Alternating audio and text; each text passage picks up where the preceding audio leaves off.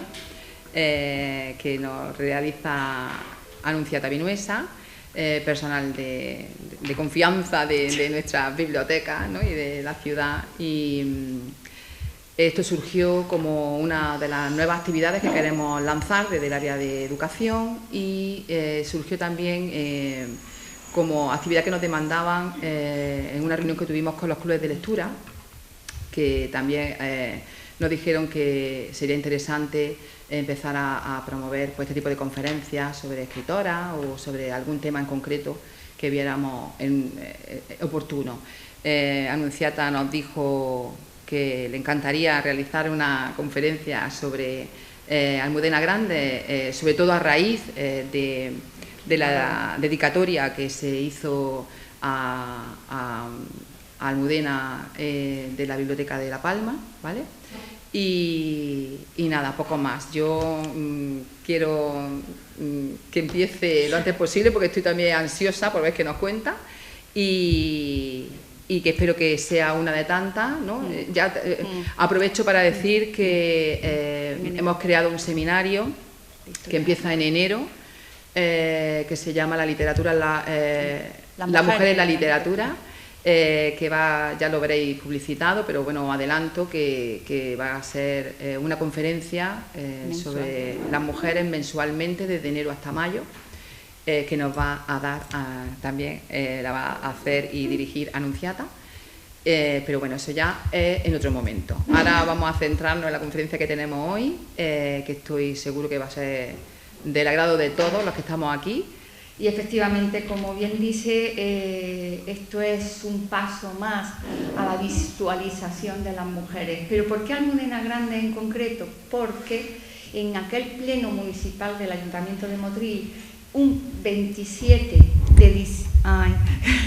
de diciembre del 2021, pues se propuso dedicar un espacio público en la ciudad a la escritora Almudena Grandes, que acababa de fallecer. Se determinó que fuese una placa en el edificio de la Casa de La Palma, donde está ubicada la Biblioteca Central Casa de La Palma, y esa placa la descubrió su marido, Luis García Montero, con una gran vinculación con este pueblo, con Motril, y sobre todo con el barrio de Varadero, donde veraneaba. Y hay alguna novela sobre esto, dicho sea de paso. Y se descubrió esa plaza un 3 de junio del 2023.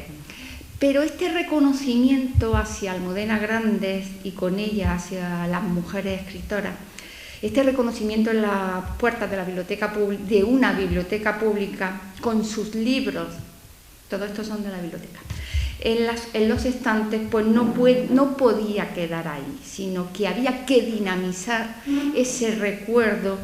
Y qué mejor forma que leyendo sus libros, y qué mejor reconocimiento para una escritora que leer sus libros y hablar de sus libros. Ella era madrileña y es un dato muy importante decirlo. Nació un 7 de mayo de 1960 y bien sabemos todos pues, que falleció prematuramente el 27 de noviembre del 21. Almudena Grandes Hernández, que nace nada más y nada menos que en Chamberí, en la calle Churruca, y después vivió en la calle Lara. Madrid fue su ciudad, pero no el Madrid de ahora, sino el Madrid de ayer y el Madrid de hoy. El Madrid de la resistencia, tanto en el ciclo, porque sé que casi todas las que estáis aquí, casi todos habéis leído Almudena Grandes, casi, no solo en Madrid, en el ciclo de la guerra interminable, como el Madrid de la posguerra y el Madrid de la transición, sino también se ubicó mucho en el Madrid actual. Ella decía de su ciudad que era el caos misteriosamente ordenado. Y lo dijo en el pregón que dio en la Feria de San Isidro en mayo del 2018. Y ella decía que San Isidro era un santo muy vago, muy simpático, con impecable brillo y cochambre. Su abuela nació Camila Rodríguez, fue elegida Miss Chamberí en 1932 en la verbena del Carmen, y ella decía que después de su abuela ella había llegado me estoy inventando una palabra, madrileñandomente hablando, había llegado un poquito más que su abuela. Porque quién le iba a decir a Almudena Grandes que hoy por hoy la estación de Atocha se llama Estación de Almudena Grandes. Su abuelo eran muy madrileños por parte y parte, vivían en la calle, los paternos vivían en Fuencarral y los maternos en la calle Lope de Vega, frente a la iglesia de las Trinitarias. A ella le pusieron Almudena, ¿por qué? Por la patrona. Y aprendió, según dicen sus comensales, a hacer unos riquísimos, deliciosos y envidiables cocidos madrileños. Fue ferviente admiradora del Atlético y ella decía, de hecho cuando falleció le hicieron, el Atlético le hizo un homenaje. Ella decía que así se lo enseñó su padre. Decía que el fútbol, ella no llamaban en su casa al fútbol, le llamaban Atleti. Vamos al Atleti y era vamos al fútbol. Siempre Almudena quiso ser escritora.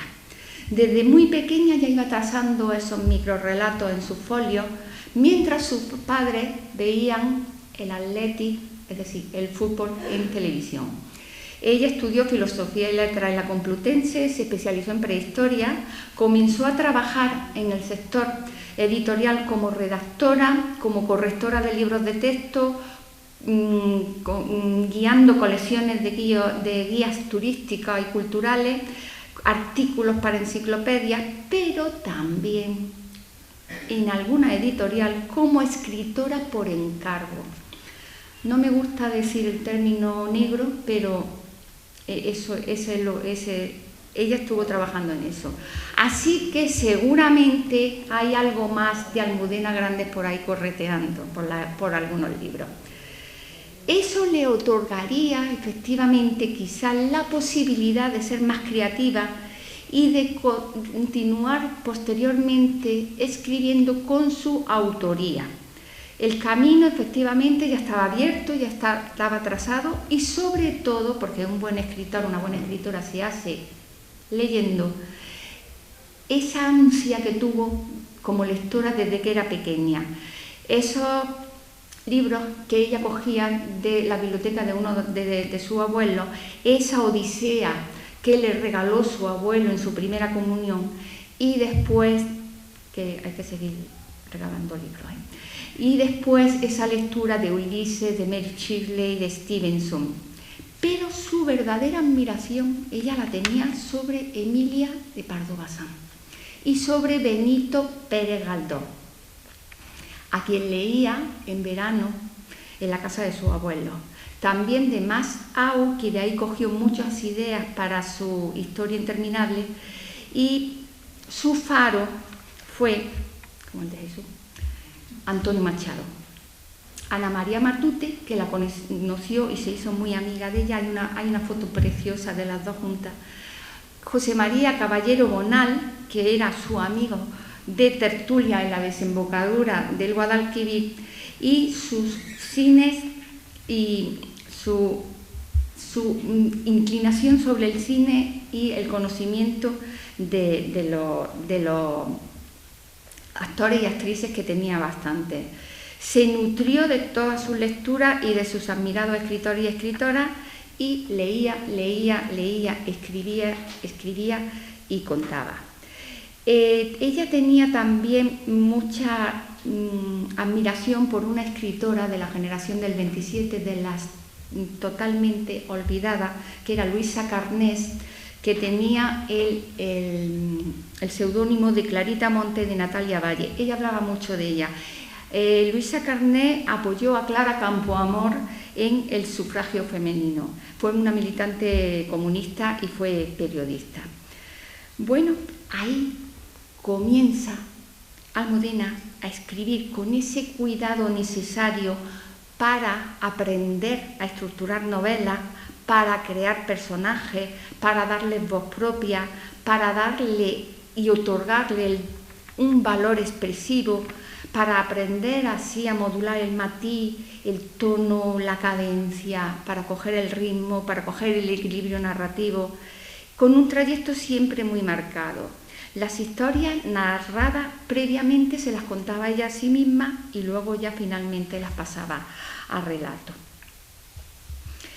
Con 27 años se da a sí misma un empujoncillo en la espalda y tras varios intentos de escribir novelas aparece Lulú, las edades de Lulú, y antes de flaquear, que tuvo momentos de flaquear y de desistir, ganó un accesi en un certamen literario. Y entonces dijo, os vais a enterar.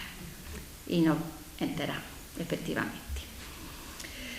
Lulú sale con 29 años de Almudena, gana el premio Sonrisa Vertical y no podría nunca imaginarse Almudena que su Lulú fuese traducida a 21 idiomas, como tampoco podría ni imaginarse que le sería otorgado en Italia el premio Rosón de Oro en 1997, siendo la primera mujer a la que se lo otorgaron y, por supuesto, la primera española.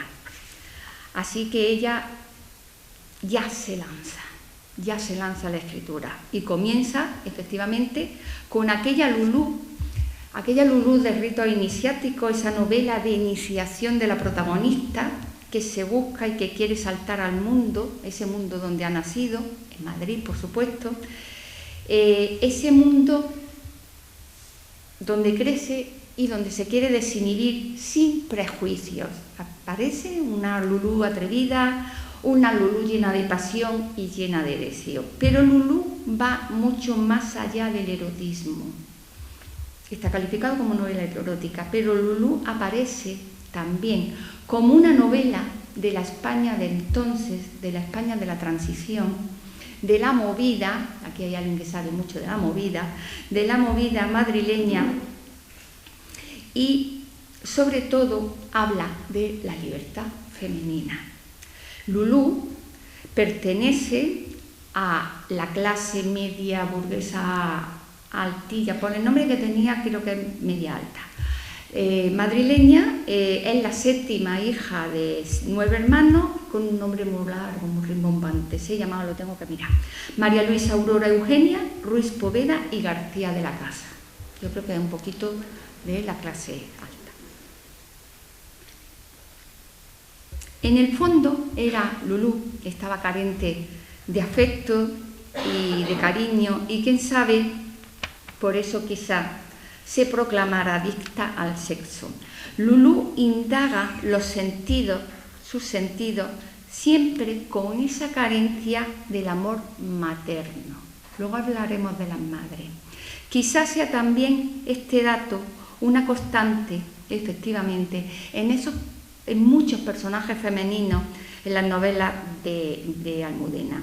Pero aquí Lulú busca no solo el sexo, busca también el amor, pese a ser una novela erótica, que le valió ese premio, el Sonrisa Vertical. Pero Lulú fundamentalmente, más que una novela erótica, es un documento de las novelas de los años 80. Las novelas de la movida madrileña, de la oposición al franquismo, de la represión en el ámbito de la vida privada. Es la actitud de toda una generación. Y ella decía, Almudena, de su novela: estoy convencida que la fortuna de esta novela se debe ante todo y en primer lugar a la acogida que le deparó una generación concreta de lectores y lectoras españoles que coincide más o menos con la mía. Aquellos lectores acogieron la historia de Pablo y la historia de Lulú como una crónica sentimental de su propia generación. Es una crónica muy radical y quizá exasperada en algunos conceptos, pero también es muy universal. Creía que esa lectura generacional ampliaría de forma decisiva ese horizonte de la novela, que llegó a muchísimas personas que ni frecuentaban, decía ella entonces, que no habían frecuentado lo que es la novela erótica. Lulú está ambientada en Madrid y Madrid está en casi todas las novelas de Almudena. ese Madrid de los años 80, ese madrileñismo. Por ejemplo, en Castillos de Cartón, es la ciudad de los 80, es la movida, ese perder la inocencia, ese deslumbrarse, ese excederse, ese perderse, pero siempre, siempre en las calles de Madrid, y sí, y mucho de madrugada, y mucho en los bares cutres. Ella sacaba mucho los bares cutres. Madrid también es una isla perdida para muchos de sus personajes. Por ejemplo, en la novela Te llamaré viernes, esta ciudad la describe como una ciudad, como una isla que aprisiona, donde no hay héroes, donde no hay mitos contemporáneos, donde hay muchos protagonistas que son inconformistas porque huyen y se buscan una fantasía, donde encontramos muchas mujeres y hombres terrenales, mujeres y hombres a pie de calle, que resisten a lo que la ciudad, para bien o para mal, les ofrece. Y nos encontramos con Benito y con Manuela. Y Benito y Manuela viven en un pisillo de alquiler, se albergan en los bares cutres, eso era muy de los 80, ¿no? Y aquí sale, por ejemplo, el bar de Apolibio, salen los nombres de muchos barman, de muchos camareros, que eran psicólogos de madrugada, aquellos. Y bueno, y salen también esas reflexiones, esas conversaciones que surgían sobre el desasosiego, sobre los recuerdos de la infancia ya pasado en Benito y en Manuela, y en tantos Benito y Manuela, esa esperanza convertida en un autonombre. Manuela no le gusta su nombre, ahora es un nombre muy común y muy bonito, pero a Manuela no le gustaba, y Manuela se puso el nombre de Iris como una fantasía, para tener color. Almudena también le da voz a Benito, pero detrás está también la voz de Manuela, y aparece lo grotesco, aparece la fealdad, la inmundicia, la tristeza, la ironía con la que escribe a estos personajes. Pero en medio de todo eso, lo que ella quiere sacar es la ternura. Y quizá esa sea una de las rasgos más subversivos de esta escritora. La voz de Benito es capaz de hacer pensar, pese a tanta ojera, a tanta languidez, a tanta pesadumbre en la mirada, en esos pasos alargados, esos ojos entristecidos. Y también van apareciendo unas figuras muy determinantes, como son las prostitutas, y les da voz a las prostitutas, que son mujeres que sufren, que sienten, que padecen, que no pueden expresar sus sentimientos y que no están dispuestas al sometimiento masculino. Y como metáfora en todo esto y en muchas de sus novelas aparece el hambre real y el hambre psicológica y emocional. El hambre como metáfora es una constante también en sus novelas. El hambre de la guerra, el hambre de la posguerra y el hambre de la sociedad actual, como es Los besos en el pan. Libro publicado en el 2015, referente de la crisis que sufrimos en aquel año, en aquella época, del mileurista, del parado, de la parada, de la búsqueda incesante, de vivir con desasosiego, de ese intentar llegar a fin de mes, y define ese paralelismo de esta crisis con la posguerra.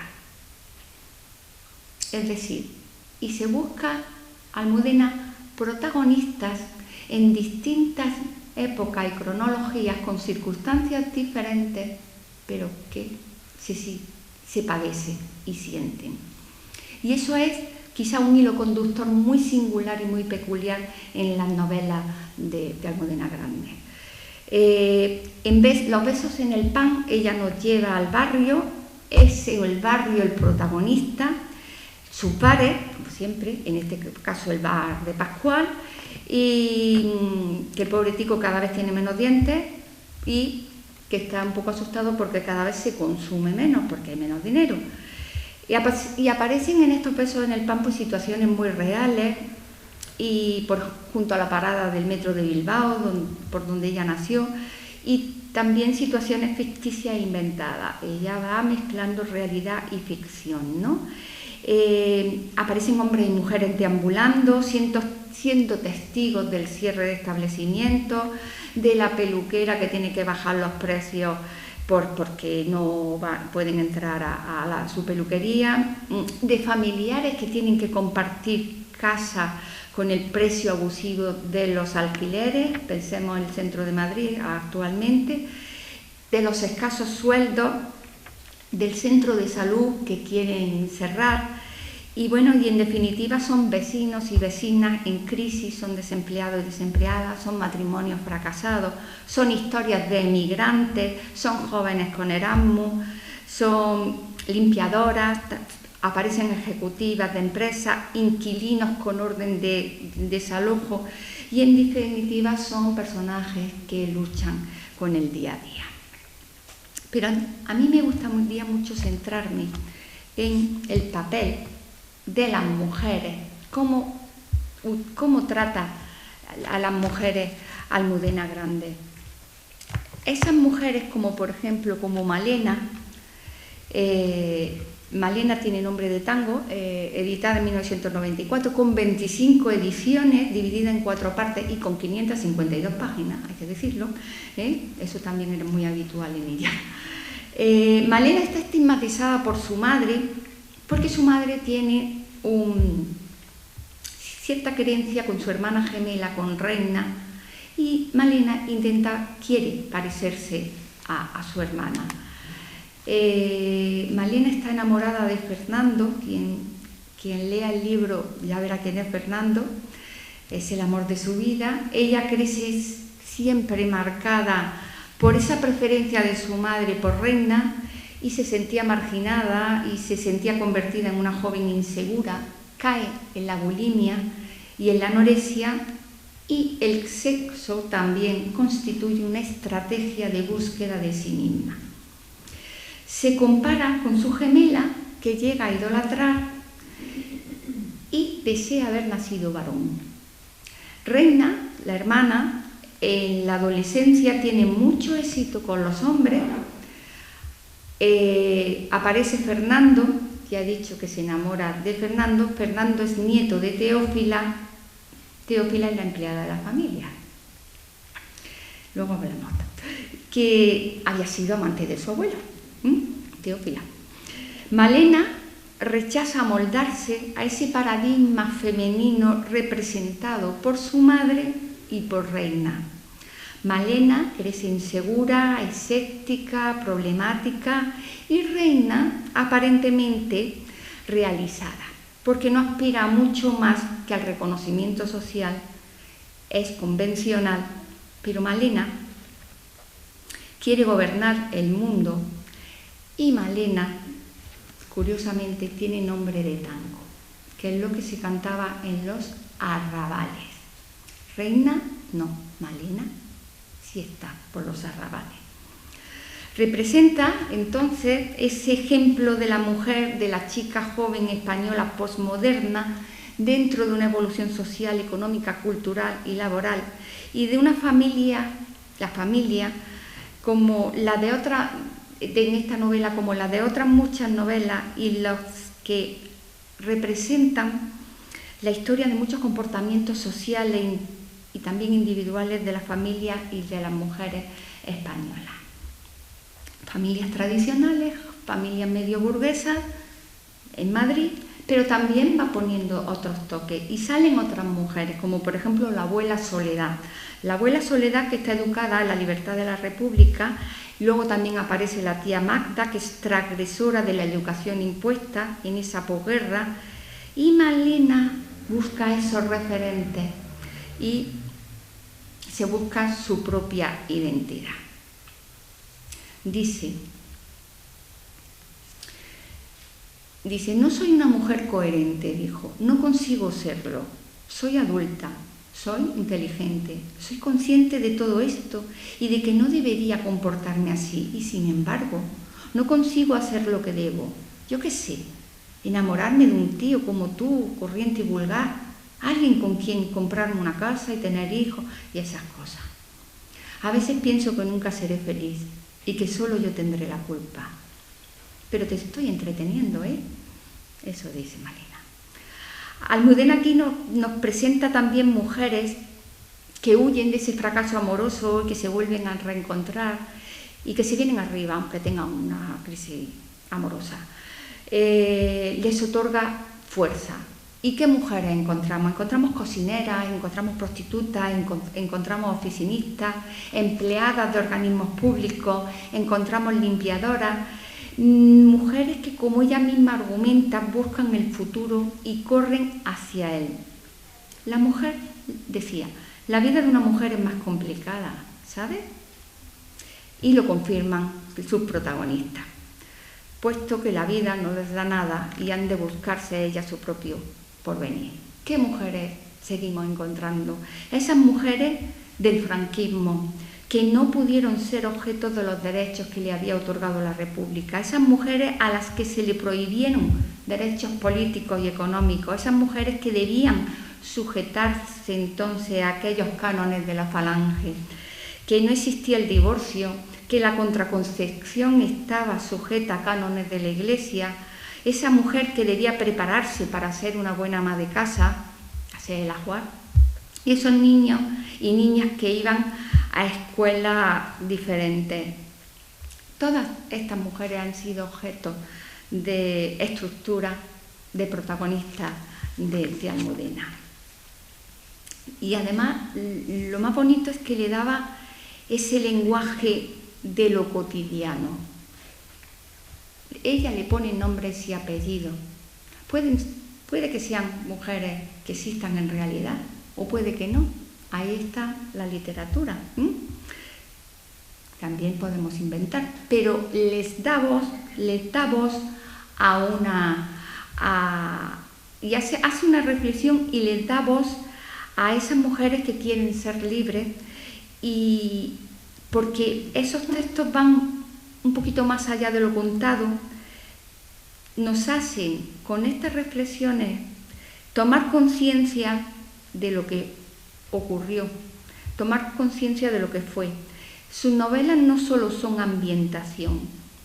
Ella decía que sus novelas tenían que ser escuchadas, ¿no? Y que había que tomar conciencia.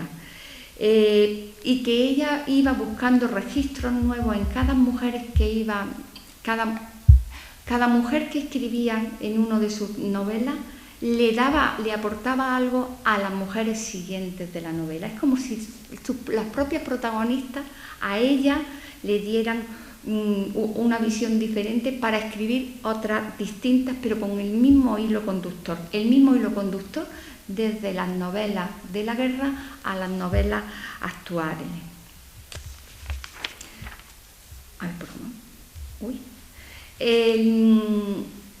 Una de sus críticas una de las biógrafas de Almudena Grandes, Mercedes Valenzuela Cruz, decía que sus protagonistas mujeres eran tristes, yo no lo voy a decir, que vivían la angustia permanente buscando su propia identidad en un continuo conflicto de buscarse su identidad. ¿Y por qué? Porque fueron educadas de una manera. Ya he dicho, estas mujeres de la época franquista fueron educadas de una manera que quizás muchas veces lo decimos, si mi madre hubiera nacido en otra época hubiera sido distinta, ¿no? Pues eso le ocurría a ella en su novela. Hay una de las mujeres que a mí me gusta remarcar mucho, que lo saca Almudena y algunos, y muy pocos escritores y escritoras, son el papel de las empleadas domésticas, las tatas. Para ella eran motivo de reflexión en distintas épocas, en distintas novelas, y salen muchas. Sale Piedad en La buena hija, Teófila en Malena, está recordando a Teófila, ¿verdad? Sebastiana y Maribel en Los aires difíciles. En algunas de las novelas efectivamente tienen un papel muy preponderante y determina ese devenir de la novela. En Los aires difíciles, por ejemplo, el devenir de Sebastiana es muy distinto al de Maribel, aunque las dos son empleadas domésticas, porque ambos viven, aunque viven, está ambientada, no sé, en Rota, creo, viven en circunstancias completamente diferentes.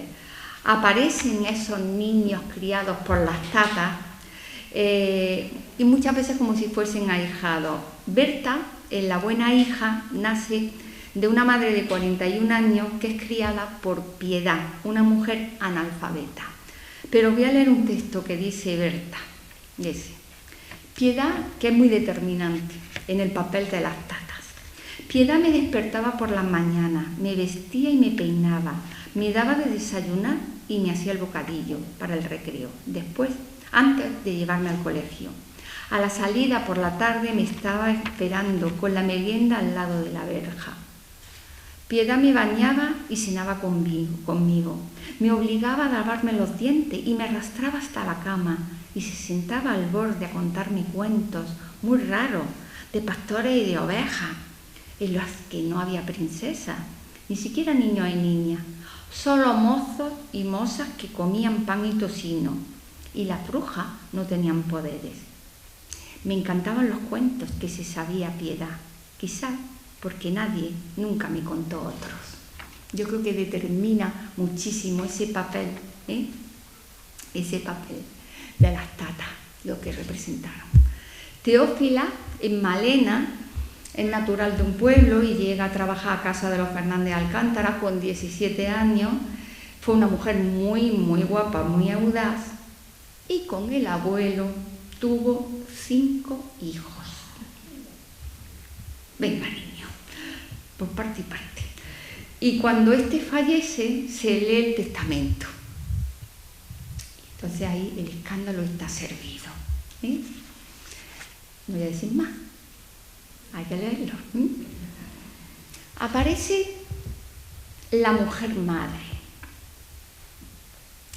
que es muy común, pero aparecen esas madres distantes y autoritarias, y en ocasiones tiranas, que esclavizan la vida de las hijas. La misma Almudena en una de sus entrevistas afirmó: siempre me llevé muy mal con mi madre. Ella representaba todo lo que yo no quería ser. Yo no he tenido la posibilidad de reconciliarme con ella. Era muy joven cuando ella murió, con 47 años. Yo tenía 22. Me iba a decir que ella también iba a morir pronto. Aparecen esas madres controladoras y poco tiernas. Aparecen Lulú, en Malena, en Atlas de Geografía Humana, donde la madre de Marisa intenta controlar a sus hijos hasta que ella comienza a tartamudear de los nervios. O la madre de Berta, en La buena hija, que cuando nace su hija delega la función de educadora a la tata, pero después cuando se hace mayor la esclaviza, tira de ella, y la utiliza el chantaje emocional como un medio de presión, ¿no? Esta relación con las madres da lugar a una recreación psicológica interna de los personajes. Y Almudena dice una cosa muy curiosa, dice: yo solo aspiraba a ser la verdadera hija de mi madre. Hay una relación ahí.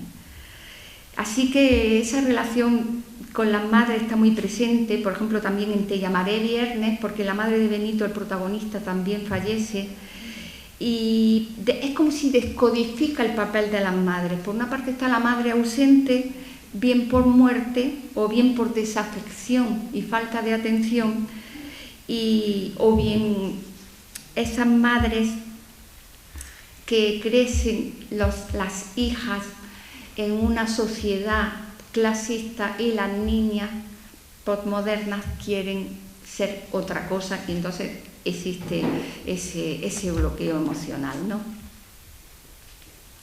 Dice Berta en La buena hija: mi madre era la autoridad, la señora que tomaba las decisiones importantes. Ella pagaba la matrícula en septiembre y firmaba las notas en junio. Cuando un niño tenía fiebre, cuando se caía del columpio y se hacía sangre en una rodilla, mi madre se disolvía para ceder su cuerpo y su rostro, sus manos y su voz a mamá. Una especie de hada doméstica con poderes suficientes para resolver la mitad de los problemas y hacer mucho más soportable la otra mitad. Carmen era mi madre, Piedad era mi mamá. Se van buscando. Hay una novela muy bonita, la verdad he leído casi todo, del Príncipe destronado de Miguel Delibes, que también habla mucho de vi el otro día la película en Alcalá, del Príncipe destronado. Entonces es la mamá distante y están las tatas, ¿no?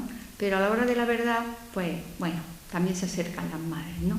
Pero claro, hay ahí una ruptura. Estas jóvenes adolescentes que crecen en las novelas, por ejemplo, aparece Bárbara, Paloma, Tamara, Amanda, Maite, que no eres tú, es otra. Por ejemplo, Bárbara, en Bárbara contra la muerte, toma conciencia de la fugacidad de la vida y la lleva a su abuelo a pescar y recuerda, al ver el cebo,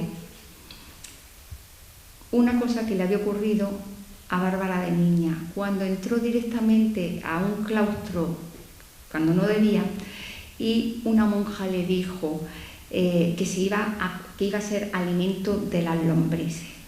Pero su abuelo le quita esa imagen. Los abuelos varones son muy determinantes también en las novelas de Almudena. Son figuras indiscutibles.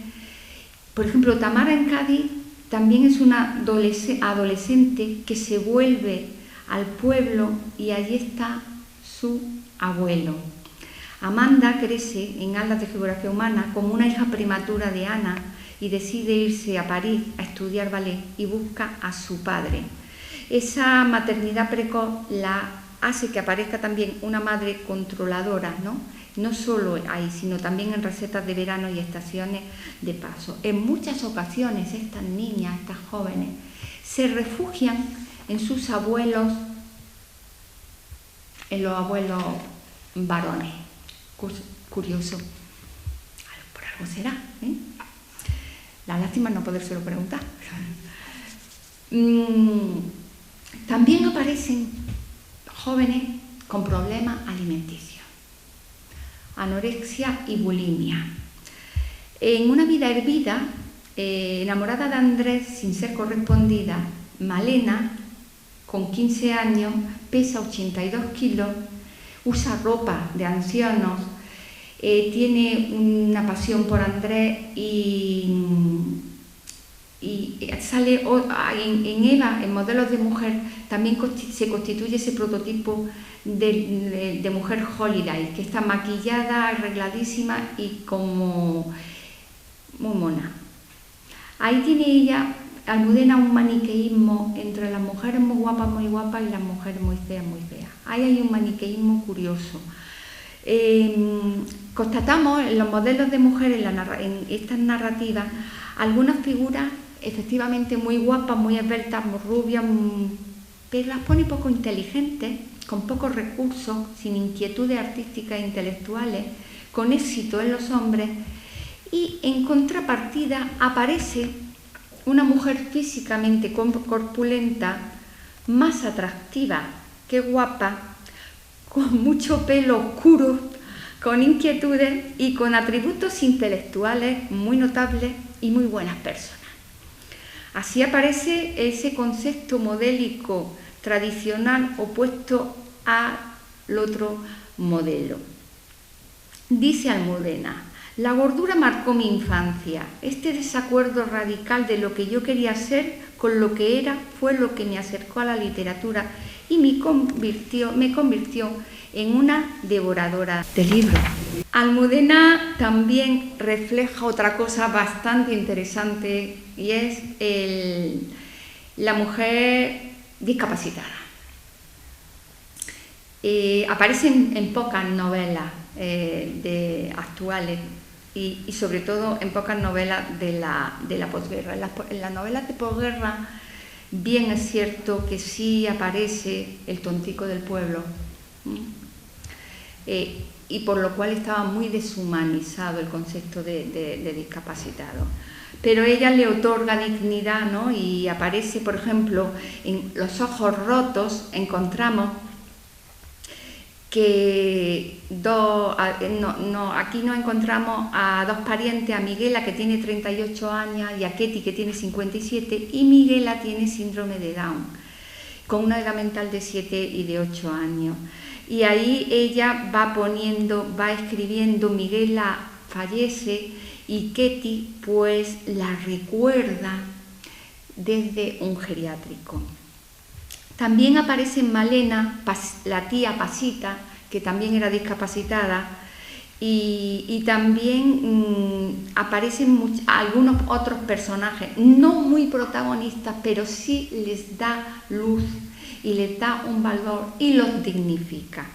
En Castillos de cartón aparecen, que no sé si me lo he traído, aparece muy de soslayo a María José Sánchez, que es un personaje adolescente que habla de Enrique, que también es un síndrome de Down, pero también le da mucha importancia a la enfermedad mental, a los enfermos mentales. Y bueno, aquí ya efectivamente pues expone las condiciones de los enfermos mentales en el franquismo, en La madre de Frankenstein, donde pues cuenta aquel suceso espeluznante del famoso caso de Aurora Rodríguez Carballeira, que asesinó a su hija Hildegarda y con 19 años, y que fue ingresada en la clínica psiquiátrica de Cienpozuelos. Le hace una crítica afortunadamente feroz a aquellos centros donde albergaban, es que no sé llamarlo de otra manera, se llamaban centros psiquiátricos, pero bueno, que después, a aquellos manicomios, gracias María Luisa, y sobre todo a aquel manicomio de Cienpozuelos, que se había creado en 1876, donde estaba Vallejo Nájera y López Ibor. Vallejo Nájera siempre desmintió todo lo que dijo, lo que se decía de entonces. López Ibor yo creo que no tenía ni argumento.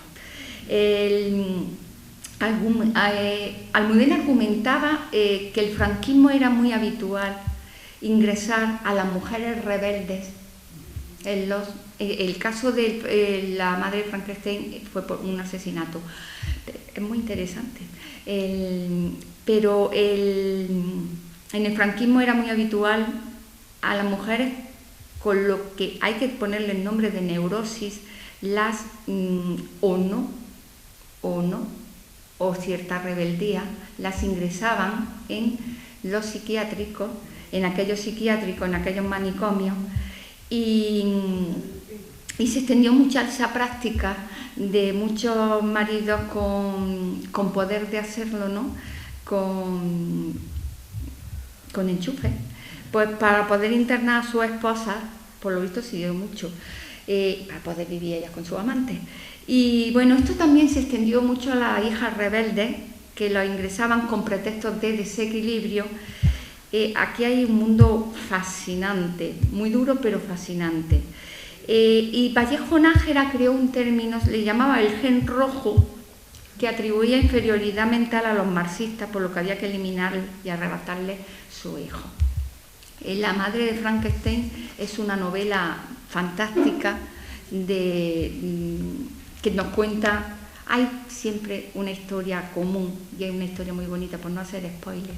Almudena Grandes escribía efectivamente sobre lo que he comentado.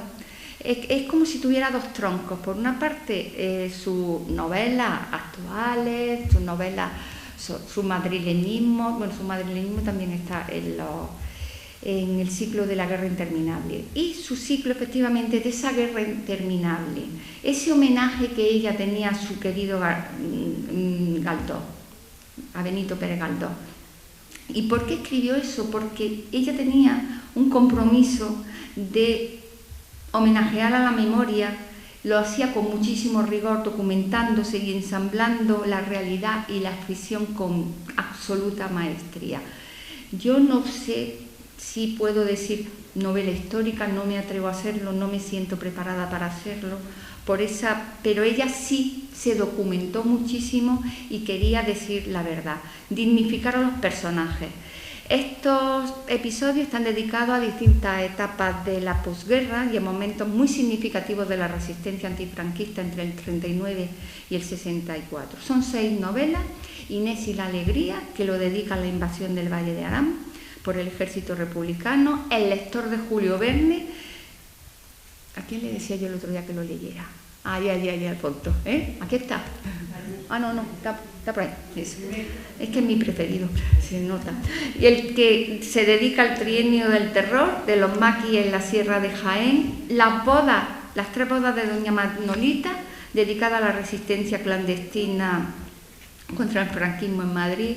Los pacientes del doctor García, muy interesante también, esa red de evasión de los jerarcas nazis, dirigida por Clara Stauffer, que me he enterado que se llamaba Loewe de apellido, no me ha gustado nada.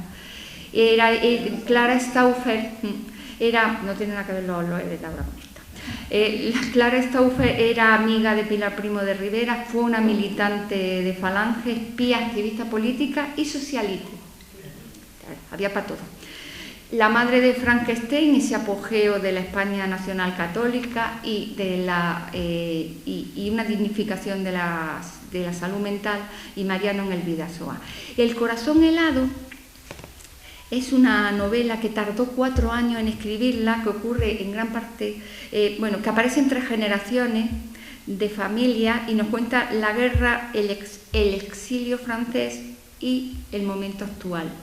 Es muy interesante esta novela porque nos marca la vida de una familia, de 3 generaciones de familia, desde el principio hasta el final, y cómo el hilo conductor y cómo va pasando la información de unos a otros. Lo podemos imaginar que una parte de la familia era falangista y la otra era republicana. Así que va muy bien servido. ¿Qué encontramos? Historias de olvido, de derrotas, de exilio exterior y de exilio interior. Y el exilio interior está el silencio. Ese silencio para sobrevivir o para poder esbozar una sonrisa, ¿no? Almudena homenajea a los vencidos, a los alejados y a los que tuvieron que buscarse otra vida en el lado de allá. Estos pacientes del doctor García, es que me acelera un poquillo porque estoy viendo que se me va. Estos pacientes del doctor García, voy a contar antes el lector de Julio Verne, porque a mí es mi preferido. Que es una pequeña obra, yo creo que es culminante, se expresa esa dolorosa miseria de sobrevivir. Acudimos a un pequeño pueblo de Fuensanta. Bueno, es bien cierto que ahora mismo por la zona de entre Alcalá la Real, Fuensanta, Castillo de Locubín, el cencerro todo es suyo, ahora ese maqui. Entonces no sé exactamente si está ubicado en Fuensanta de Marto, en Valdepeñas de Jaén o en Castillo de Locubín. Pero bueno, ahí está, es la historia de un maqui. Se acoge efectivamente a un personaje real que quedó en ese inconsciente colectivo de la población, que a mí me gusta que ahora mismo lo quieran todos para ellos, pero lo hace desde la mirada de un niño, de Nino.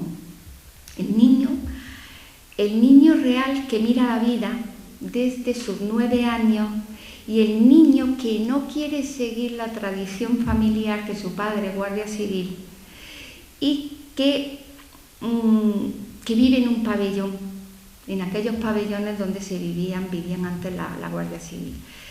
Quizás sea uno de los universos más masculinos de Almudena. Aparece una madre positiva, Mercedes Ríos, una madre cariñosa, una madre preocupada, que tiene 3 hijos, y aparece una figura real, que es la que he dicho, la del cencerro, que se llamaba Tomás Villén Roldán, y que ejerce fascinación sobre Nino.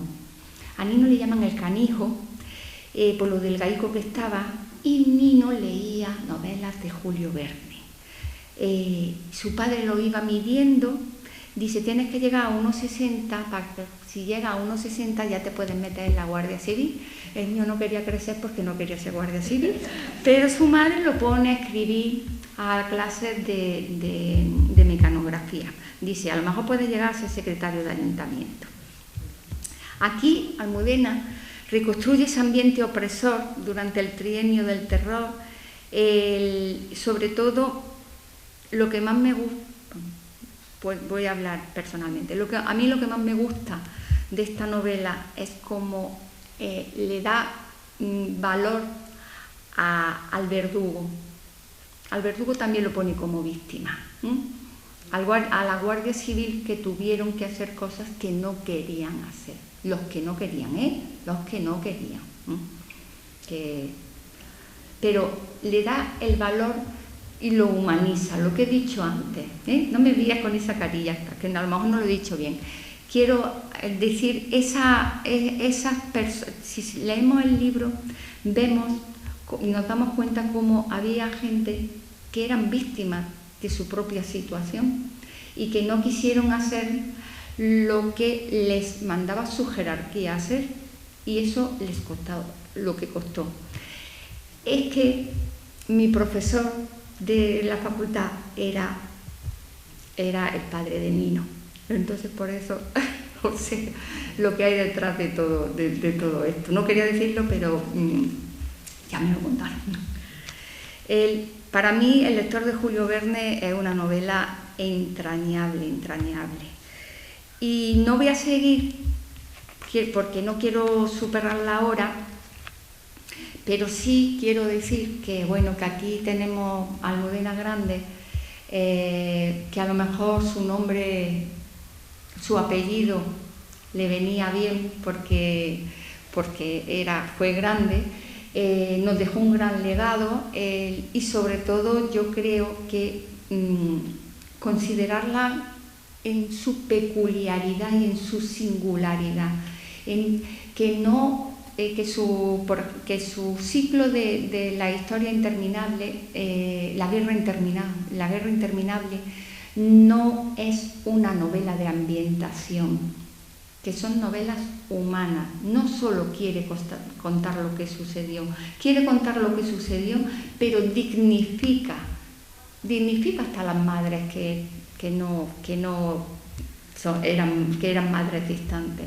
Entonces, esa peculiaridad de Almudena, yo creo que es lo que nos tenemos que quedar con ella, que podemos encontrar muchas más cosas en una doble lectura, que yo creo que es lo que ella intentó siempre hacer, dejarnos en sus textos, y que los libros pues los tenemos en nuestra biblioteca, y que ha sido todo un placer.